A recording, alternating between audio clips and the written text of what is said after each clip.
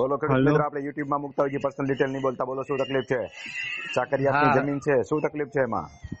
હા એટલે સાહેબ ઈસવીસન 1952 માં છે ને બાપ હમ દાદા ને આ જમીન મળી હતી. એક ભાઈના નામે જમીન હતી, 7 વીઘાની જમીન. બરોબર હમ છે. હમ હવે એ 7 વીઘાની જમીનમાં જે તે વ્યક્તિના નામે હતી અને આઈને એમને વેચવી કરી દીધી હતી વાસમાં. હમ એટલે પણ અમારા ભાગે 75 વર્ષ પહેલાના કેસ ને હવે શું છે, મૂળ વાત ઉપર આવો ને. હા એટલે 3 વીઘા જમીન હતી અમારી, હમ પણ અમે વાઈએ છીએ 3 વીઘા જમીન. કબજો છે તમારી પાસે? હા કબજો અમારી પાસે 70 નામ કોનું વર્ષથી બોલે છે. છે? નામ 7/12 માં જે તે વ્યક્તિનું બોલે છે. તમારો કબજો કેવી રીતે આવ્યો છે? ના આધારે કબજો સાહેબ એ વખતે વેચવી હતી એટલે શેની કાંઈક વેચણી? તમારા બાપ દાદાનું કોઈનું નામ હતું અંદર? ના બાપ દાદા નતું, પણ મહેલામાં એ રીતે જમીન વાવવા મળી હતી જે તે ગાયકવાડી સરકારી એ વખતે જે સીધુનો હતા. કબજો છે, હા રેકર્ડમાં ક્યાંય નામ નથી. ના રેકર્ડમાં તો સાહેબ નામ કાયદા અનુસાર તમને કાંઈ મળી શકે નહીં. સમજે. હું તમને ગેરકાયદેસર કબજેદાર છે એવો શબ્દ નથી વાપરતો, પણ કાનૂની ભાષામાં ઈ જ થાય. સમજે. સમજાય છે? હા. સામેવાળા સેટલમેન્ટ કરો, બીજું કાંઈ ના થાય. હા, હવે સાહેબ એ સેટલમેન્ટ કરવા તૈયાર નથી. એ સામેથી એમ કહે છે કે અમે તમારી જમીન નામે કરવા તૈયાર નથી. તો આવા કિસ્સામાં કાંઈ ના આપણે થાય, કાંઈ ના થાય. તમારી પાસે કાંઈ છે જ નહીં તો શું થાય? કબજો છે, રાખો ખાલી. હા, અને તમારા નામે લેન્ડ રેકર્ડમાં ક્યાંય બાપ દાદાનું ચાકરિયાતમાં નામ હોય, કબજેદારમાં નામ હોય, ગીરોદારમાં નામ હોય, અન્ય હકમાં નામ હોય, ગણોતિયામાં નામ હોય તો થાય. ક્યાંય આપણું નામ નિશાન જ નથી તો શું થાય? સમજ્યું. કશું ના થાય એમાં. એટલે આપણે સાહેબ આમાં કઈ લેન્ડ ગ્રેબિંગ લાગુ પડે આવા કિસ્સામાં કઈ કરે તો? તમે ઘૂસી ગયા હોય તો લાગુ પડે, ઘૂસી ના ગયા હોય ન લાગુ પડે. ના એની કોકની જમીન મિલકતમાં જો કોઈ ઘૂસી ગયું, મને છે ને આવી રીતે ગોળ ગોળ વાળાના ઘણા ફોન આવે, સમજ્યા? એ જાણવા એ જ માંગતો હોય કે ગાડીઓ મારા ગળામાં આવે એમ છે કે નહીં. કોઈની મિલકતમાં તમે ઘૂસી ગયા હોય તો લાગુ પડે. 70 વર્ષ પહેલાનો તમારો કબજો હોય તો તમને લાગુ ન પડે. સમજો સાહેબ. બાકી તમે કોઈની મિલકતમાં ઘૂસી ગયા હો તો ચોરના દીકરા ગણાય, એને ફાંસીનો ગાડીઓ આવે ગળામાં.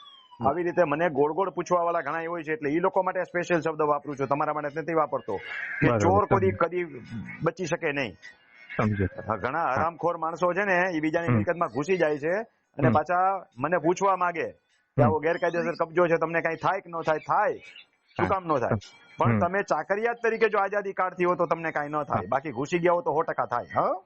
હા સાહેબ, આ એડવર્સ પોઝિશન નો જે કેસ છે આમાં લાગુ પડે? એડવર્સ પોઝિશન બધાને બોલતા આવડી ગયું છે. એડવર્સ પોઝિશન ને 12 વર્ષથી મારો કબજો હોય તો રજીસ્ટ્રી આપકે નામ હો જાયગી ને એવા વિડિયા કેટલા હરામખોરોના ફરે છે.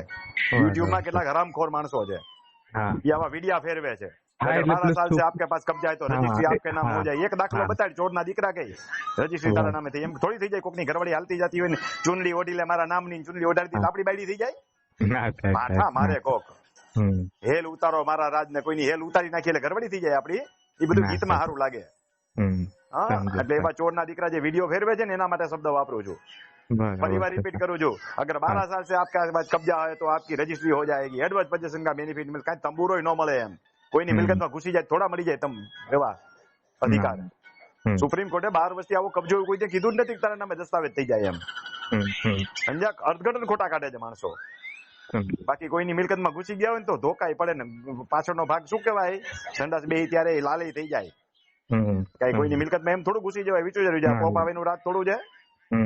બાકી 70 વર્ષથી તમારો કબજો હોય ચાકરિયાત તરીકેનો, રેકર્ડમાં નામ ચડવા તમે રહી ગયું હોય તો તમને લેન્ડ ગ્રેબિંગ ન લાગુ પડે. બાકી તો લાગુ કરે, વાહા કાબરા થઈ જાય. એટલે અમે 70 વર્ષથી જે તે વ્યક્તિને કહેતા છીએ કે ભાઈ નામ, તો તમારે ચિંતા કરવાની જરૂર નથી, પણ રજીસ્ટ્રી તમારા નામ ન થઈ જાય. સમજાઈ ગયું છે? અને એ વેચી શકે સાહેબ? અમને એ વેચીને અમને કબજો ખાલી વેચી કરે શકે. શું કામ ન વેચી શકે? તમને વેચી શકે, અમને નહીં, બીજા કોઈને વેચીને અમારો બીજા કોઈ ન વેચે કે વેચે તો તમારા એને જેવા અધિકાર છે એવા અધિકાર સામે વાળાને મળે. હા, બરાબર. દરેક માણસને પોતાને જેવા અધિકાર છે એવા જ અધિકાર બીજાને વેચી શકે. એથી એક તો કોઈ વધારે અધિકાર બીજાને વેચી શકે નહીં. હા, બાકી ફરીને હજી રિપીટ કરું છું, તમને લાગુ નથી પડતું જે હરામખોર માણસો બીજાની મિલકતમાં ઘૂસી ગયા હોય ને, ઈ એમ માને કે 12 વર્ષથી કે 15 વર્ષથી મારો કબજો છે તો એની માલિકીનું થઈ જતું નથી, એને લેન્ડ ગ્રેબિંગ લાગુ પડે. હા, અને આ તો સાહેબ ચાકરિયાતની છે, તમને લાગુ ન પડે કાંઈ. તમને લેન્ડ ગ્રેબિંગ લાગુ નથી પડતી ચાકરિયાતની જમીનમાં.